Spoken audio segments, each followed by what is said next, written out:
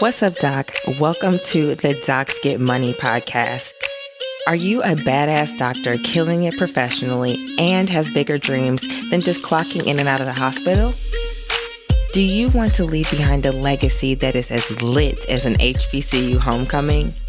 Want to know how other doctors are getting to the big bag? That's right, making 5, 6, and 7 figures without putting on the white coat?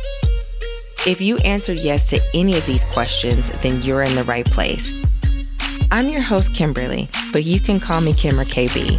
I went from being a burnt out and overwhelmed emergency physician to the founder and CEO of 2 6-figure non-clinical companies and beating burnout along the way. I'm also your business coach, here to help you make money moves to change the world. This podcast isn't just about making money, though.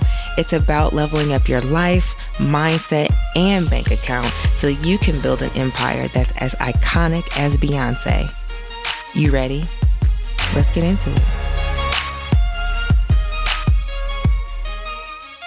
Picture this. You're sprinting out of a building engulfed in flames.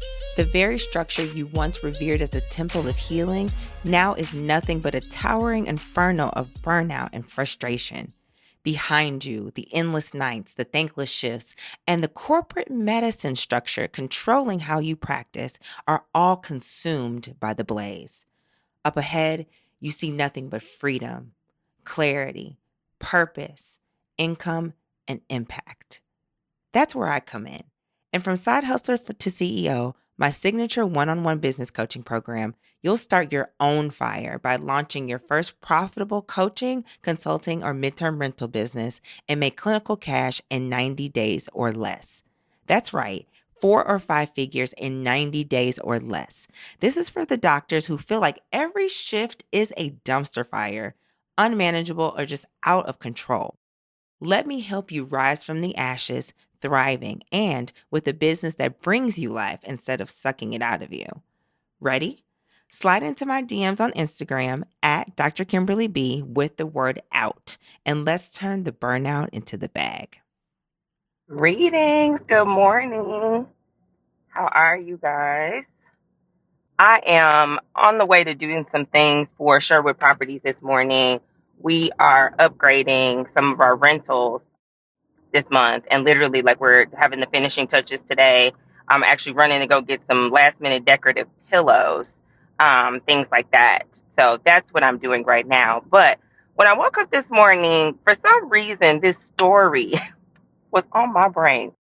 I'm in the season of reflection right now, right? Like, it's the end of November, it's a holiday season, it's all about harvesting, it's all about reflecting, thinking about everything that you have been through. And so I've been thinking about the fact that this year, of course, I've crossed 6-figure mark as the CEO of Sherwood Properties, my rental business, and I'm really so grateful for that. I didn't come on here to brag about that more specifically, but I wanted to talk about, like, something that I was remembering that happened to me way back in residency, while I was here in Memphis, and multiple conversations that we'd be having with my program director. So my program director, long story short, tried to paralyze my earning potential. I'm going to tell you what I mean by that. Was this an intent of his? I don't know. I don't know if that was an intent. I think it's an overarching belief that most doctors have of, what we can do, and how much money that we can make, et cetera, and so forth. So let me talk about my program director more specifically. I met him as a medical student, and I actually met him in the process of learning that that the program in Memphis was opening. So I met him in person at a conference after networking with him via email. And I got offered an interview to come down to Memphis. I loved it. I ranked at number 1, and I matched here. So grateful, right? So one of the things about my program that is both a blessing, a former program, because clearly I graduated and I'm an attending now. My former program that I both loved and hated is that it's old, it's Southern, it's white. And so all of my attendings were, for the most part, white male. I only had one attending of color, and then actually that later ended up being two. So there wasn't a lot of diversity in the program. I was the only, until very recently, the only Black woman. And even till now, I was the only Caribbean grad. So I had a lot of thoughts. I also am the first doctor in my family. Would be making the most money possible. So there was a lot of things that I was trying to learn from, residency, other than just learning, the medicine part. I was really learning from my attendings how to be doctors. And what I saw from them was that they were all both practicing medicine and they were entrepreneurs. Even my program director, he was the medical director over a clinic here in Memphis and did some other things on the side too. So to me, in medicine, I'm growing up as an ER doctor, like growing up thinking that in order to be successful, I need to be an entrepreneur. So I remember, this is where the sabotage comes in. This is where the paralysis comes in. I remember one day, I was sitting in the ED talking to him. My program director was known to not have a life, to always be in the ER, no matter if he was on shift or not, still like working. His shift would be over at 5 p.m. He'd stay there till 8, 9, 10 o'clock at night because he was single, didn't have any children. He looked much older than his age, even though he would spend some time going and traveling and things like that. But I wanted to be like him in some ways, but I didn't want to be like him in a lot of different ways. I fully enjoyed getting off of, work on time and going to have some drinks with some friends, or just going home to do what I wanted to do. But he was very, successful financially. So one day we were sitting in the ED and he was telling me, a little bit about my life, how my money would be after residency. He was like, all you have to do is just pick up a shift. And then you'll be able to afford what you want to do. He's a big diver. So he would go off on these week-long diving trips. Oh yeah, just pick up a couple of extra shifts. You're never going to make as much money as you do clinically doing anything else other than practicing medicine at this point in your life. Now that you're a resident and will be an attending, you'll never make as much money as you will unless you practice clinically. So you might as well just get what you want by trading your time for money. Just pick up the extra shift, pick it up for the double time, pick it up for the triple time, rearrange some things, switch shifts with people, do everything that you can to give up more of your time for this money, because again, this is the only much money that you're going to be able to make, right? So that's the paralysis of the situation. It's like, okay, so I'm seeing my program director. Yes, he's successful financially. He's an old white man, or an older white man. He's, big old money in a southern town. So yeah, of course, why wouldn't I take money advice from him? He seems to know what is correct, right? But at the end of the day, like, I took that advice as a resident, and even into my early career as an attending. When I graduated, I was always looking to try to reduce my clinical time, but also still trying to make more money. So me thinking, well, I'm not going to ever make as much money as I will, clinically. Then that was like, well, I guess I might just pick up the side hustles. Then I'm never going to make as much money. So I'm picking up like telemedicine jobs. Again, I'm picking up extra clinical shifts, all of these different things that I'm doing.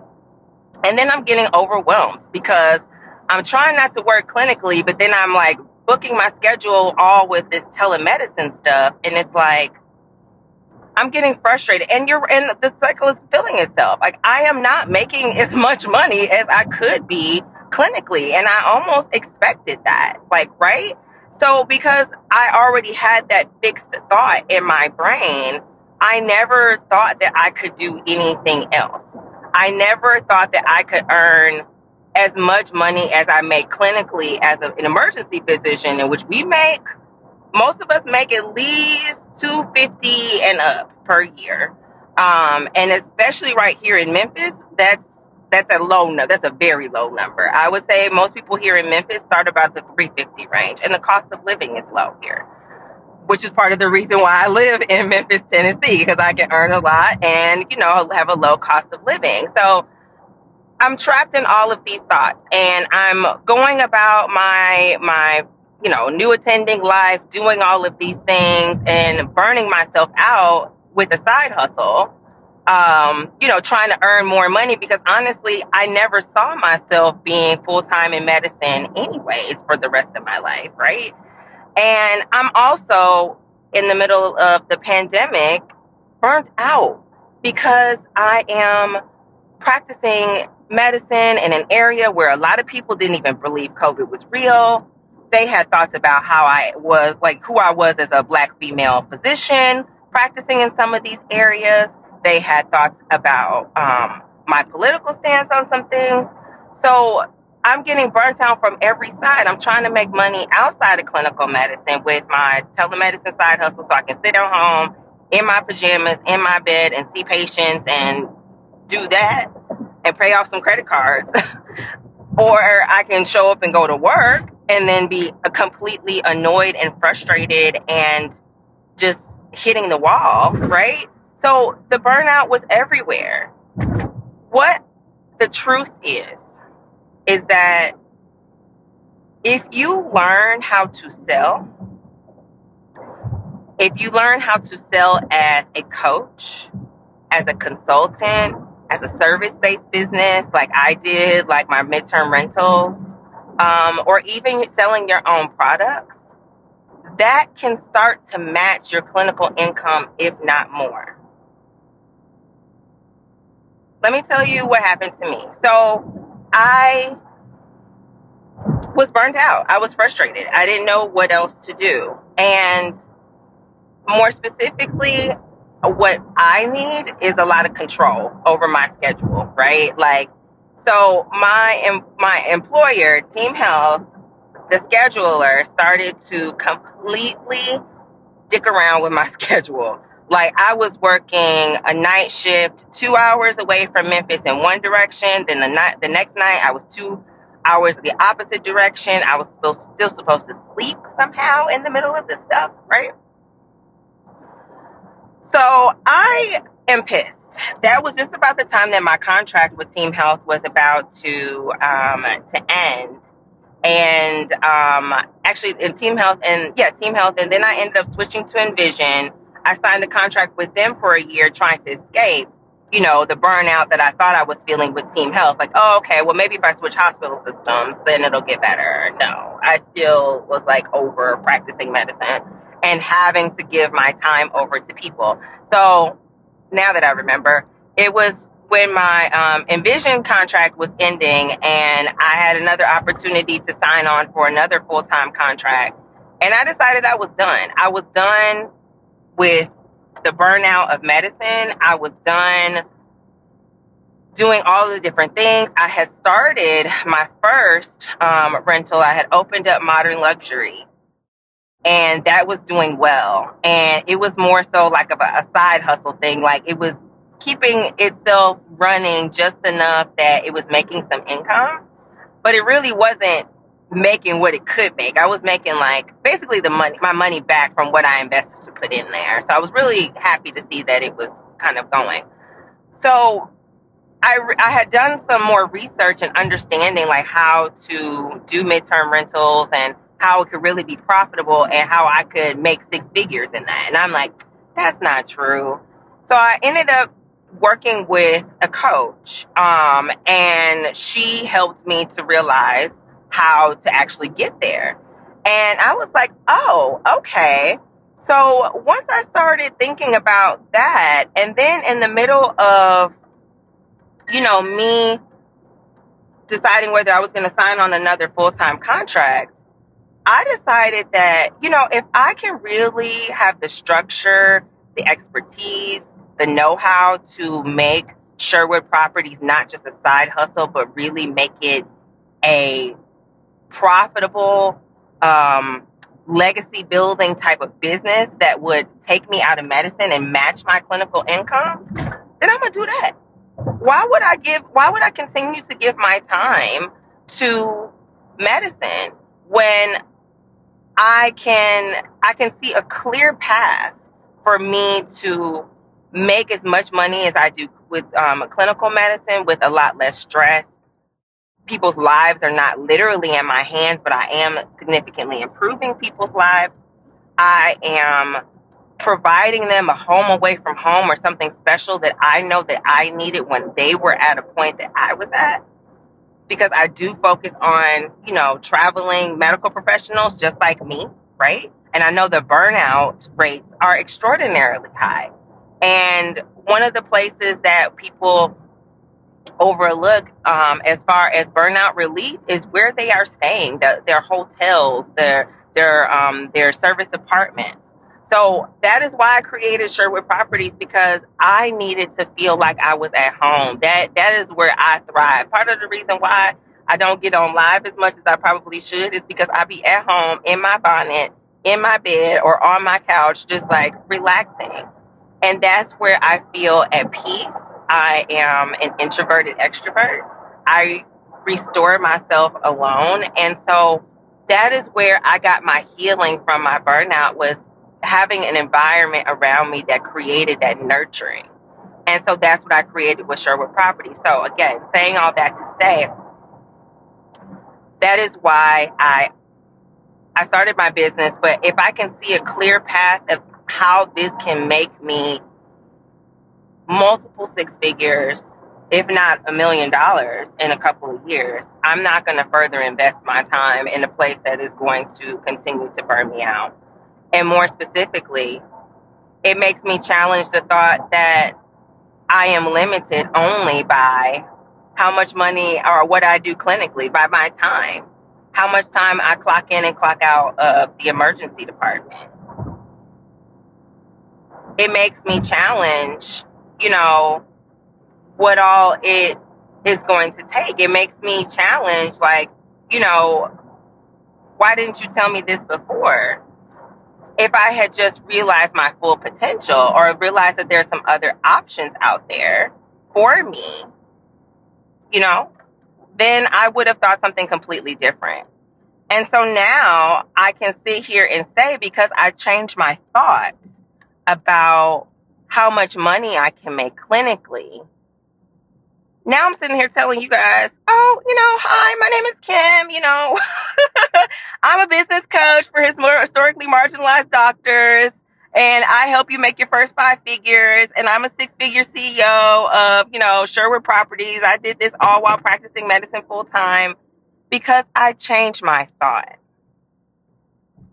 So maybe it's not a midterm rental business for you. I will say that it does take some financial investment to get that off of the ground.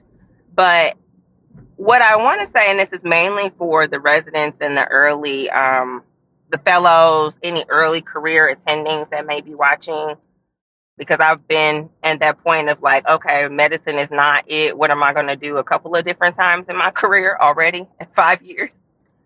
Other options for you to make money outside of medicine, and I'm talking about 6 figures, 7 figures, replace your clinical income, are coaching, consulting, a product-based business, again, or a service-based business. So something, maybe it is for you, like a service business, like a rental business or hospitality, or starting a boutique hotel, things like that. But that does require some significant investment up front. I will say that with midterm rentals.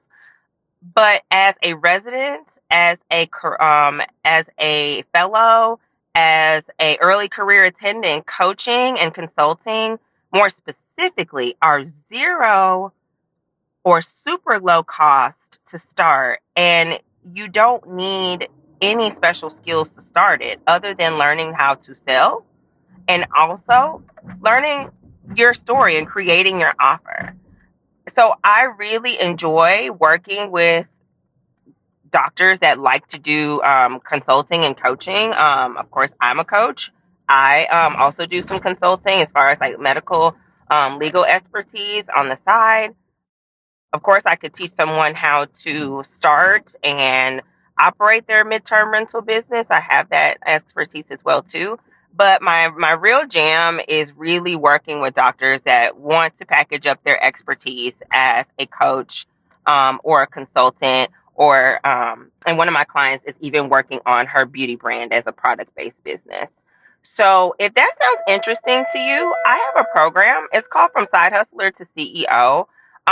It's basically my process of how I got rid of that limiting belief that my program director put in my head as a second year resident, and started and grew my business to six figures, and how you can do the same. I help you to earn your first five figures. With this process, with my midterm rental business, I earned my first five figures in 7 months. With my consulting, I earned my first five figures in like 2 months. And no, I'm sorry, 4 months. And then with the coaching business, I started making my first five figures in 2 months. So this does not have to take a lot of time, but it does take a shift in the thought process. It takes a shift in your thought process, and it takes some goal setting on your part. And that is what I love to do. That is my jam for my clients. So like I said, if you're interested, my program is called From Side Hustler to CEO. It is a 6 month one-on-one business coaching program to help you to get one of those businesses started, whether you'd want to be a coach, whether you want to be a consultant, whether you would want to start your own service-based business or grow a product brand. I am happy to help you with that. So if you are interested, just go ahead and just DM me. That's the easiest way to get a hold of me. I will be coming up with some other content more recently, but or in the future, in the very near future. So stick with me on that. But I have already pulled up at my stores, and I'm going to, because like I said, I'm going to find some decorative pillows. I might come on live later and show you guys the finished product when the guy is taking my pictures, because he's over there, or she should be over there in the next 30 minutes, and I need to grab some pillows. So if you're interested in learning more about From Side Hustler to CEO, and you can break past your own limiting beliefs about how much money you can make outside the hospital, just hit me up. I'm Kim. It's nice to meet you, and we'll talk later. All right, bye. Thank you for listening to the Docs Get Money podcast. New episodes drop every Thursday wherever you find your favorite podcast. Share, comment, follow, and subscribe to the Docs Get Money podcast wherever you get your podcasts. And if you want to know more, visit me, Dr. Kimberly Brown, at KimberlyBrownMD.com, and be sure to follow me at Dr. Kimberly B on Instagram. And until next time, let's go get this money, honey.